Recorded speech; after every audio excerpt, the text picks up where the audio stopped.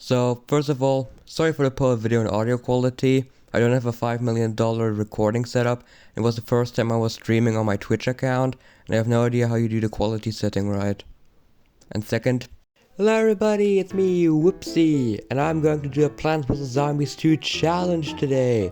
Something probably no one has ever done before. No one. Okay, yeah, let's be real. It's the only thing that keeps the franchise alive right now.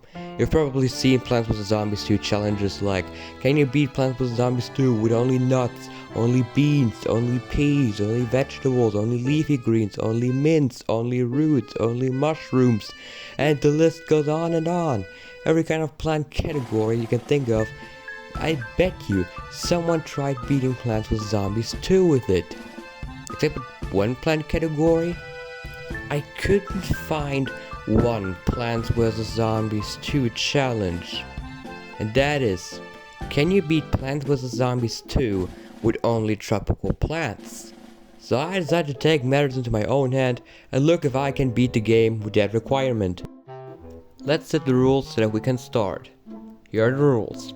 I'm only allowed to plant tropical plants. I'm not allowed to use power-ups. Buying plant food is fine though. And a rule I'm pretty sure I'm the first one doing. I am not allowed to level up my plants above level 2. Now most people don't even allow their plants to go above level 1.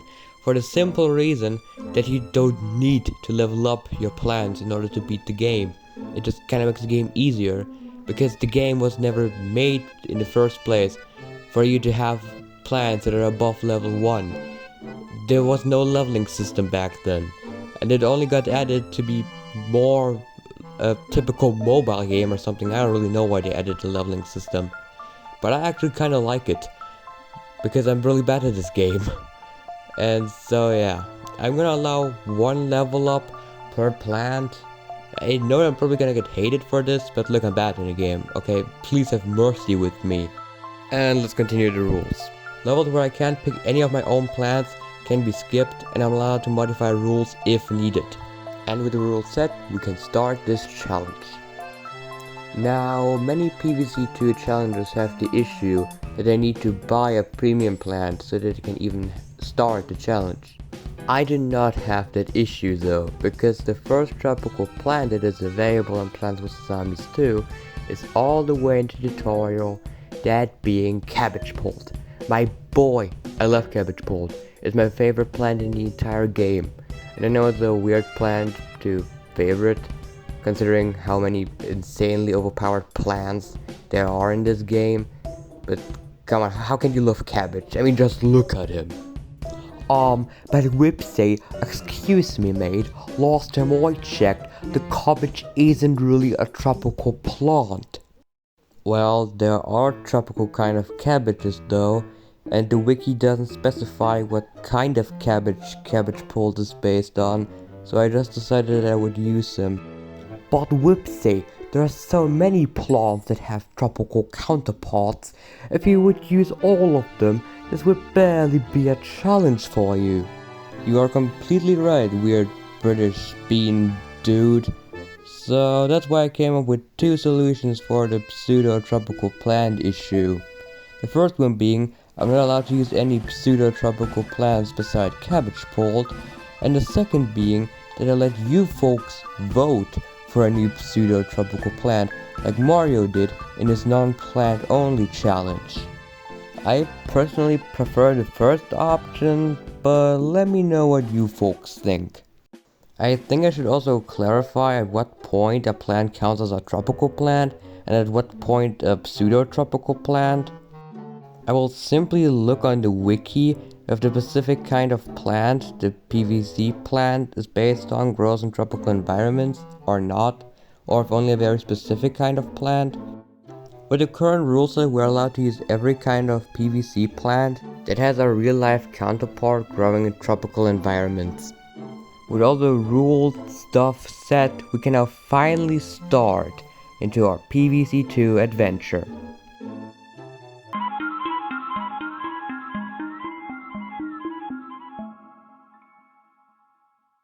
In the first level of Ancient Egypt, there's a pre-planted pea shooter to show how the plant food mechanic works.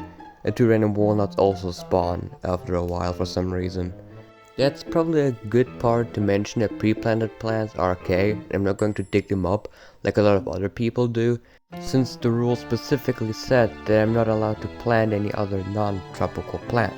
But I didn't plant those pea shooters and walnuts, so they can stay. Most people doing PVZ 2 challenges actually skip level 1 till 6 of Ancient Egypt, because you can't pick any of your plants in all of those levels. Some plants also offer cabbage pole as a pre-selected plant, and since cabbage pole is the only plant I can use at the moment anyway, might as well try, I guess. You know, just for the fun of it. And before I even noticed, level 1 was beaten successfully. Level 2 was the power-up tutorial, and since I can't pick any of my own plants in this level anyways, might as well go nuts on the power-ups, just as intended.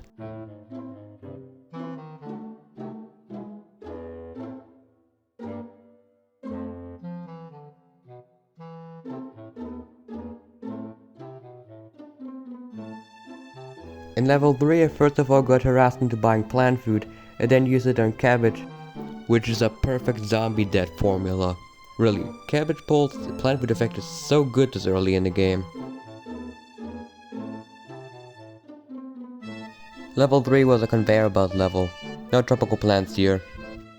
In level 5 I just spammed cabbage pole, because that's the only strategy I have as of right now. I was kinda worried of the newly introduced Explorer or Torch zombies though. They can basically one-shot every single plant. So that's definitely a kind of zombie I should be on the lookout for. Level 6 was a boss level, also making it a conveyor belt level. And I can already say, I'm not even gonna attempt conveyor belt levels. They're too RNG based. In level 7 we can actually pick our own plants, though I just went with the usual since the only usable plant we have at the moment is cabbage pole anyways. Oh yeah, we have been introduced to those camel zombies. They are not very difficult to deal with, but they are pretty annoying. At this point I already had collected enough seed packets to level up cabbage pole, and I know that it is a little bit early, but come on, the game already gives you a level 2 pea shooter for free at this point, so I guess that I would be allowed to level up my cabbage pole. Level 8 is a proper introduction to the torch zombies and the iceberg lettuce, and it's one of the best introductions I've ever seen in this game.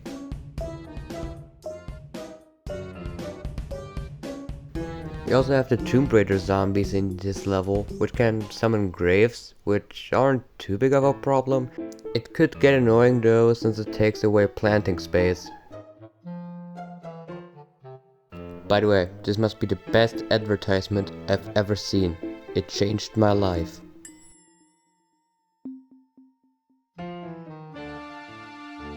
Level 9 went well for the most part, until this buckethead spawned in front of a torch zombie and triggered one of the lawnmowers. Anyways, after this level we've been rewarded with a new team member, the Gravebuster. Gravebuster is based on the ivy vine, which is a tropical kind of vine. Level 10 was just a good old cabbage pole spam again. So, how about I tell you a cabbage fun fact to keep you all entertained? Let's see, cabbage has a chemical in it that prevents you from suffering negative effects from radiation. Wait, what? In level 11, I couldn't pick any of my own plants, so skip. Level 12 introduced a new zombie, my sworn enemy, the Pharaoh zombie. I hate those guys so much. They're basically an even more annoying buckethead. They have an incredibly high amount of health and get very fast once you've done enough damage to them. They're kinda like the newspaper zombies in Plants vs Zombies 1, except way worse. And I also found a purpose for the Gravebuster, being a zombie fodder. In level 13, the last 2 columns of the lawn were taken over by mold colonies, so I couldn't plant any plants on them. I also had to sacrifice one of the lawnmowers for a conehead that spawned very early in the level, so yeah. After level 13, we've been rewarded with a new tropical unit, the Long TwT, which is indeed a tropical vegetable. Level 14 wasn't that interesting. There was also a 4-0 zombie which spawned right next to a conehead zombie, which just wasn't enough for my cabbages to handle, so I lost the lawnmower.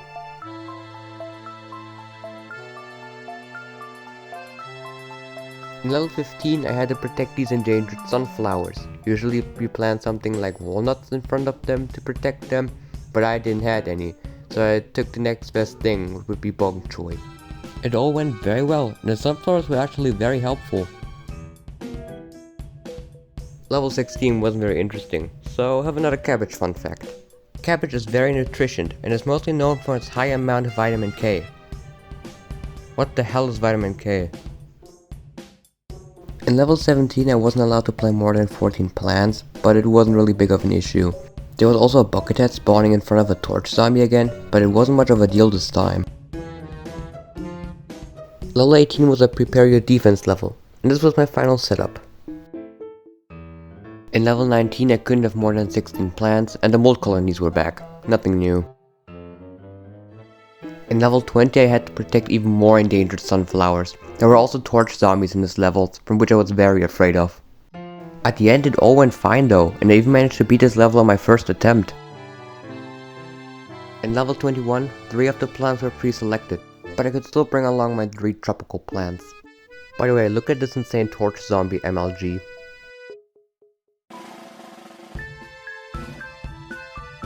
In level 22 I wasn't allowed to have more than 10 plants, and the mold colony were back, although only on the last column of the lawn.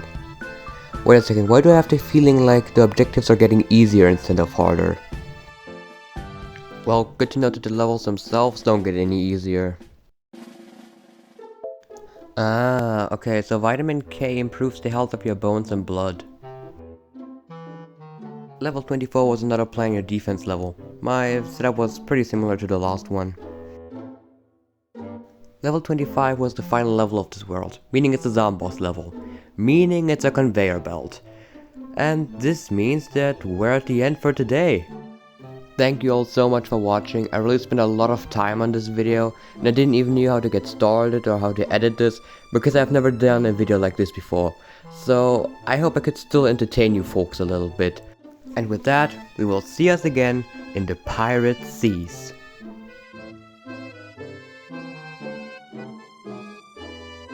Somebody left a picture of Jeff Bezos on my car, and then a blind guy cheated on me. Why won't this flip? A blind guy? Wasn't expecting him to see other hoes, were you? Go out, poop.